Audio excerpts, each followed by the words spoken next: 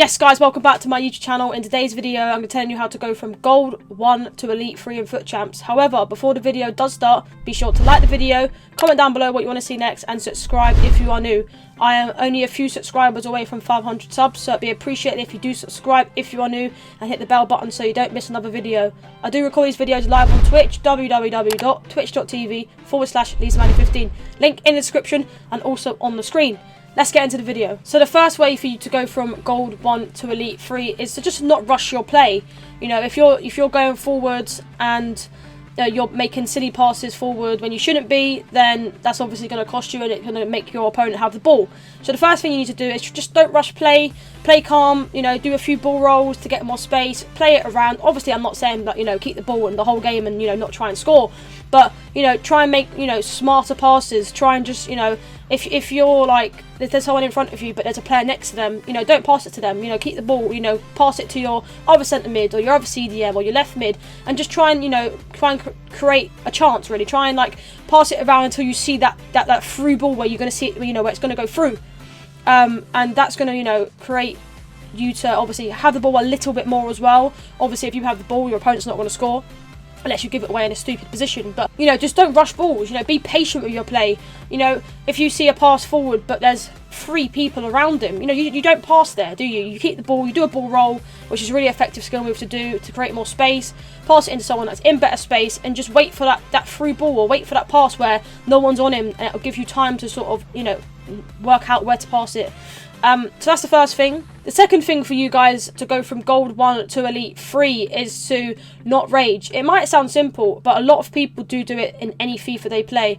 You know, if you make a silly pass, or, you know, EA are rigging you as such in terms of you play a pass but it bobbles, they nick the ball and they score. As soon as you let it get to you, that's when you start making more silly passes, you start shooting in positions you shouldn't be, you start, like, overcommitting with your defenders, you start sliding to try and get the ball, you just take them out, you get red cards, and that's where it just goes from, you know, your 10 out of 10 gameplay, like in terms of how you're playing, to about a 1 out of 10. And that's when you start, like I said, doing silly stuff, shooting when you shouldn't be, not doing that extra pass that makes a difference from you scoring and not scoring, and then AI blocking it. You know, because obviously this year is a big thing when your opponents just get a lot of AI blocks. So if you try and just, like I said, stay calm, play how you know you can play, that's where you have more of a chance of winning your game. If you start raging and start losing your head, then that's when you just start losing, and you go on a bigger loss streak, and that's how you start losing games. The next way of getting more wins in Foot Champs, to getting you to the additional Elite 3 if you're a Gold 1 player, is to take breaks in between games. I feel that this is something that's, like, quite effective this year. Obviously, if you don't have time and you're that sort of person where you have to play them all on a Friday or whatever it may be, then that's different. But if you actually have time, you should try and take, you know, a few minutes or even 5 minutes between a game. Maybe do, you know, an SBC, a 2-player pack, whatever it may be. Because if you've just lost your last game and you go into a game straight away, you haven't got the right mindset. You're thinking about that last game, and that's where, like I said, you start doing silly stuff where you shouldn't be. So if you just take a few minutes break, go to the toilet, you know, have a drink, whatever it may be, and then just go into the next game and forget about the last game, and that's obviously where it will really help you, and you'll likely obviously play better, and that's how you can obviously get a few more wins as well in Foot Champs. Another way of getting more wins in Champs, really anywhere you finish as well, is to use the mini-map, the little map on the bottom of the screen in the game where you can see the players and where they are in the game.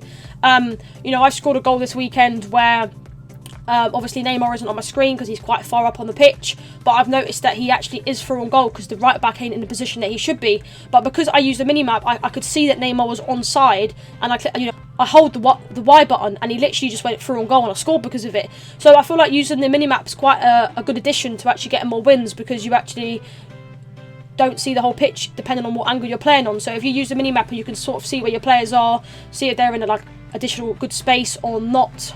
So another way of you getting more wins in Champs is also the formation, and also not just that, the sort of custom tactics around it.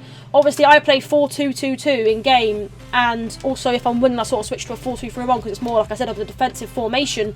But, you know, you shouldn't be sort of looking at, like, what other pros sort of use in terms of formation and sort of tactics. Don't get me wrong, it does help, but you need to find that formation and tactics that actually suit you best.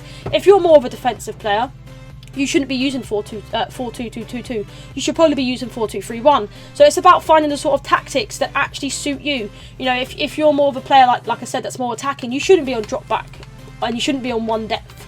You know, you should be sort of either on, you know, pressure on heavy touch. So as soon as you lose the ball, your players are pressing.